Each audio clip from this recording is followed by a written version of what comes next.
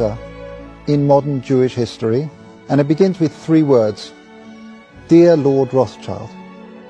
Dear Lord Rothschild, I have much pleasure in conveying to you, on behalf of His Majesty's government, the following declaration of sympathy with Jewish Zionist aspirations, which has been submitted to and approved by the Cabinet.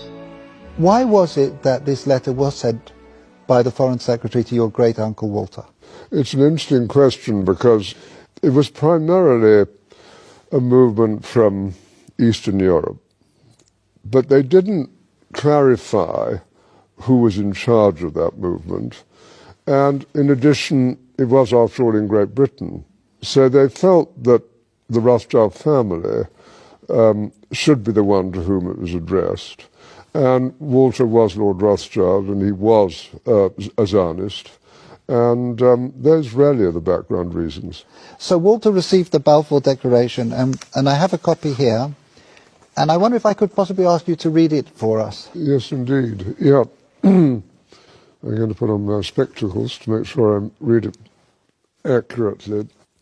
His Majesty's government view with favour the establishment of Palestine as a national home for the Jewish people, and will use their best endeavours to facilitate the achievement of this object, it being clearly understood that nothing shall be done which may prejudice the civil and religious rights of existing non-Jewish communities in Palestine, or the rights and political status enjoyed by Jews in any other country.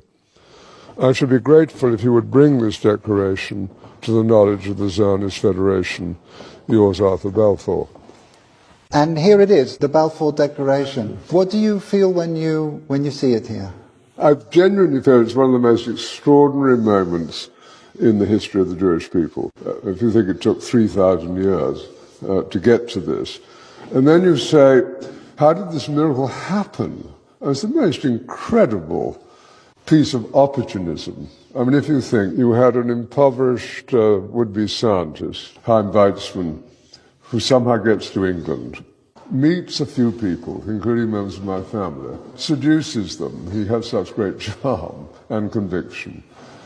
He gets to Balfour, and he unbelievably persuades Balfour and Lloyd George, the Prime Minister, and most of the ministers, that this idea of the national home for Jews should be allowed to take place. I mean, it's so unlikely. And then he starts to fight a difficult battle with the British cabinet, and this letter goes through 5 drafts, as you know.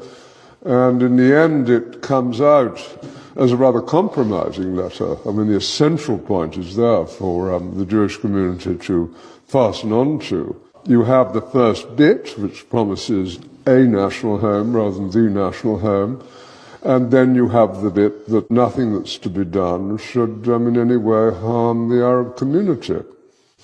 But you come back to the big point, which is that this is perhaps the greatest event in Jewish life for thousands of years.